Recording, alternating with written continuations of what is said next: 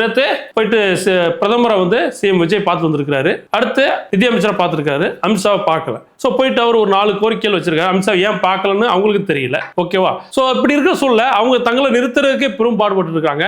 இதுல நீங்க 4 பேர் அங்க இணைந்து நீங்க என்ன சாதிச்சிட போறீங்க?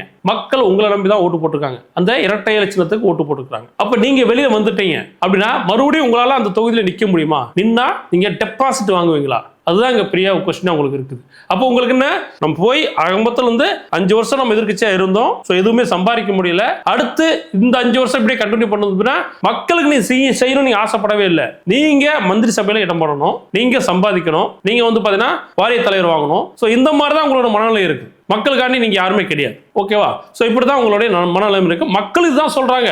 தாராபுரத்தில் இருக்கக்கூடிய சத்யபாமா அவர்களாகட்டும், மதுராந்தகத்துல மரகதம் குமரவேல் அவர்களாகட்டும், பெருந்துறையில ஜெயக்குமார் மற்றும் அம்பாசமுத்திர இசக்கி சுப்பையா. ஸோ நீங்க எல்லாருமே வந்து பாத்தீங்கன்னா உங்களுடைய சுயநலத்துக்காக மட்டுமே நீங்க வந்து அதிமுக வந்திருக்கீங்க.